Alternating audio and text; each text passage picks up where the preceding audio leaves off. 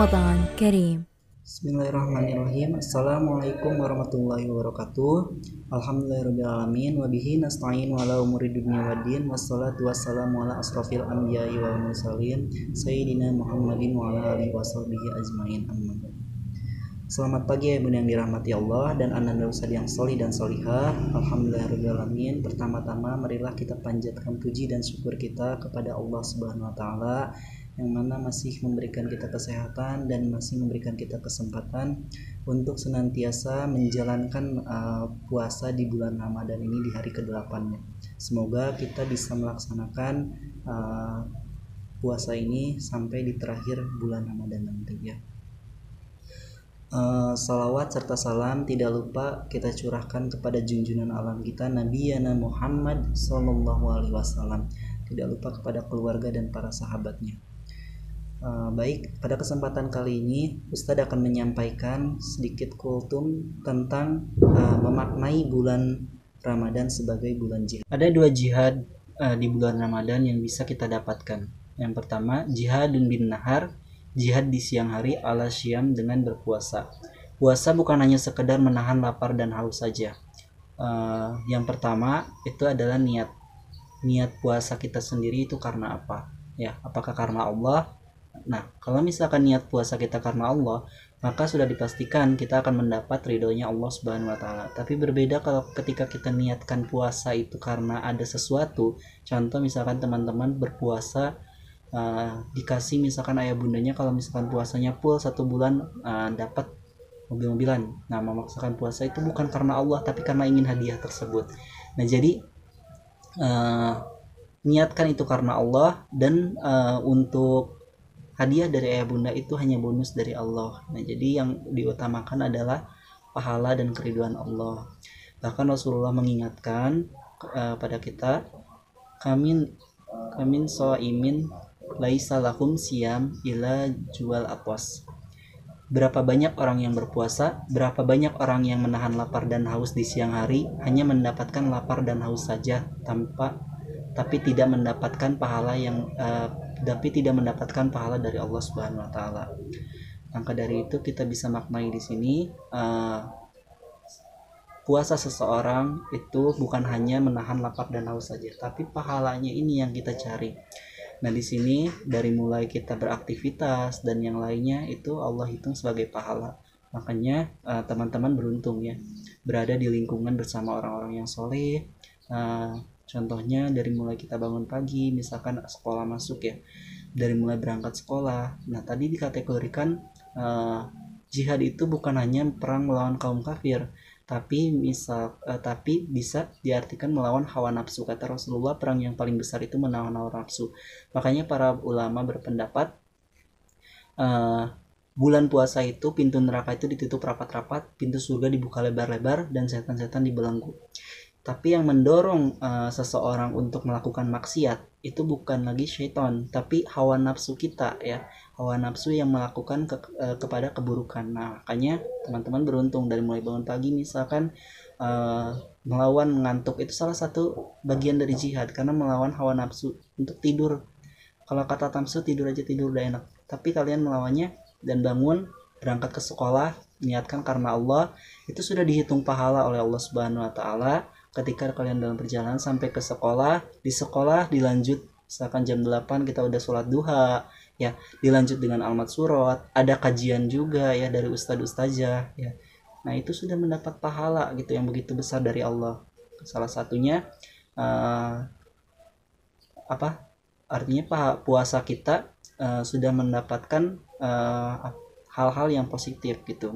Contohnya seperti tadi sholat duha, membaca almat surat, mendengarkan tausiah, dilanjutkan dengan tilawah bersama ustadz ustazah ya, hafalan Quran, murojaah bareng bersama teman-teman. Nah, itu ada pahala besar dari Allah Subhanahu wa Ta'ala. Bayangin aja, 1 huruf Al-Quran itu diganjar sama Allah 10 pahala 1 huruf ya, bukan 1 kata 1 huruf. Artinya di bulan puasa itu segala amal ibadah itu dilipat gandakan sama Allah. Nah, kebayangnya pahala yang begitu besar, makanya yang kita dapatkan. Makanya makin sering kita mengaji, maka makin banyak pahala yang kita dapatkan.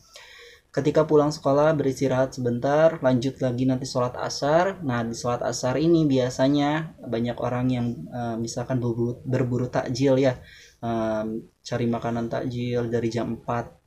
Padahal bisa dilakukan sebelum buka puasa itu kan setengah 6, misalkan setengah 6-nya tuh masih bisa sebenarnya.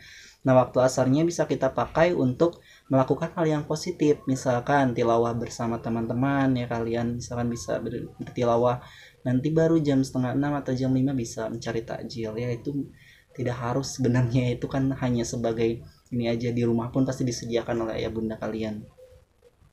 Lalu ketika kalian sudah melakukan hal-hal yang positif dari keimanan kalian, maka yang kedua ada dari sikap lisan. Tidak cukup dengan keimanan yang kuat, tadi udah sholat duha, tilawahnya banyak, sholatnya tidak ketinggalan tepat waktu, dan yang lainnya. Nah, di sini dilanjut dengan penjaga lisan, itu dari sikap lisan. Yang tadinya sering berkata tidak pantas, jahil kepada teman, terus suka berbohong ya, itu dikurangin di bulan puasa, malah dihilangkan. Supaya apa? Mendapat pahala yang maksimal dari Allah. Karena tadi kata Nabi mengingatkan, jangan sampai kita hanya mendapat lapar dan haus saja. Artinya kita ingin mendapatkan pahala dari Allah Subhanahu wa taala. Nah, itu ya. Itu untuk sikapnya diperbaiki dari sekarang ya. Tadi kalau misalkan poin-poinnya sudah dilakukan, sholat duha dan yang lainnya, itu bagus ya. Nah, di waktu libur itu tidak dihilangkan habitnya. Yang di sekolah mungkin kalian sudah melaksanakan sholat duha, tilawah. Nah, di waktu libur pun kalian melakukan hal yang sama. Jadi jangan sampai itu kembali lagi ke niat kalian.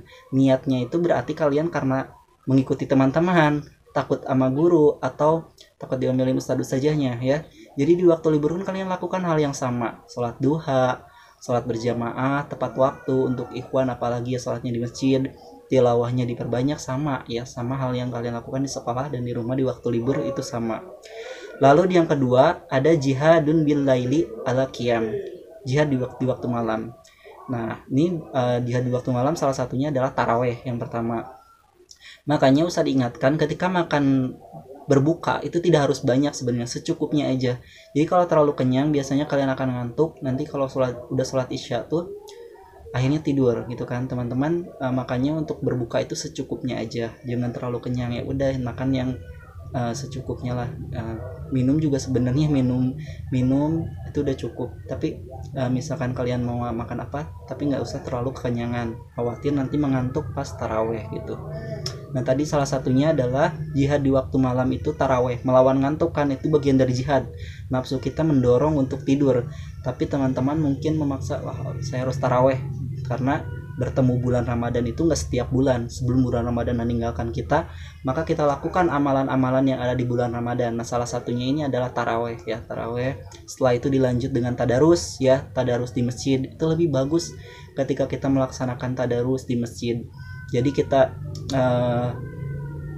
tilawah mandiri ada, tilawah di masjid juga ada. Jadi kita punya pahala-pahala yang lebih banyak gitu ya. Kalau misalkan bersama orang lain kan gitu, kita bisa estafet dan yang lainnya. Itu lebih memaksimalkan pahala kita di bulan Ramadan. Itu tadi tadarus ya. Rasulullah berkata, man shoma Ramadan mana waqtisaban ghufirallahu ma taqaddama min jambi wa man qama Ramadan manan waqtisaban ghufirallahu ma taqaddama min jambi. Artinya, siapa yang puasa di bulan Ramadan, yang qiyam di bulan Ramadan, maka akan Allah ampunkan oleh Allah dosa-dosanya yang telah lalu. Nah, jadi kalau kita mengamalkan itu, ngaji tadarus di malam hari, itu Allah akan ampuni dosa-dosa kita yang telah lalu ya. Bangun di waktu malam, misalkan tahajud ya, kalau misalkan takut kemalaman bisa tahajud di jam 3 ya, jam 3, jadi bisa dekat ke subuh. Itu bisa dilakukan apa-apa sambil menunggu waktu subuh, salat tahajud dulu 2 rakaat atau 4 rakaat ya, lebih bagus ya. Jadi dimaksimalkan untuk melakukan hal-hal yang positif ketika di bulan puasa. Salah satunya melawan hawa nafsu tadi. Kata Rasulullah, itu adalah perang yang lebih besar ya. Bahkan Rasulullah mengatakan perang yang lebih besar itu adalah melawan hawa nafsu kita sendiri.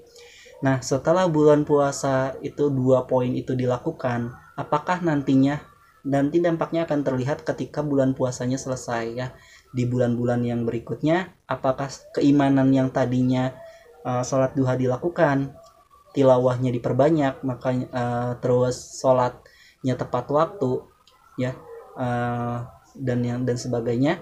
Nah, maka akan terlihat nanti di bulan-bulan berikutnya apakah ada perubahan dari sikapnya yang tadinya berbicara kasar, tadinya suka marah-marah, akhirnya berubah jadi tidak marah-marah lagi, dari sikapnya berubah, berbicaranya lebih sopan ya kepada teman, baik kepada guru, kepada orang tua, nggak teriak-teriak.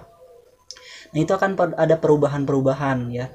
Kalau misalkan perubahan itu timbul, berarti memang puasanya itu berhasil dan memang karena Allah dan mendapat ridha Allah. Tapi berbeda kalau misalkan setelah bulan puasa selesai, bulan berikutnya malah makin malas sholatnya, tilawahnya makin malas dan sebagainya. Nah, berarti itu ada yang salah ketika kita melaksanakan puasa itu karena apa ya.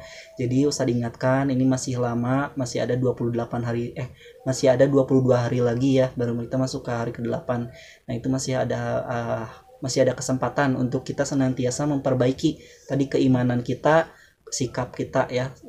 Bisa diingatkan kepada teman-teman, ayo kita sama-sama memperbaiki diri kita di bulan Ramadan ini. Kita lawan hawa nafsu yang akan mendorong kita kepada hal-hal yang tidak baik ya. Tinggalkan hal-hal yang tidak baik, kita coba dengan hal-hal yang baik. Itu akan lebih baik dan akan memaksimalkan kita melaksanakan bulan Ramadan ini karena mencari keridhaan Allah. Sekali lagi Ustaz diingatkan, jangan sampai bulan Ramadan ini menjadikan kita hanya mendapatkan lapar dan haus saja, tapi yang kita cari adalah ridhonya Allah Subhanahu wa taala ya. Itu aja mungkin dari Ustadz, semoga bermanfaat.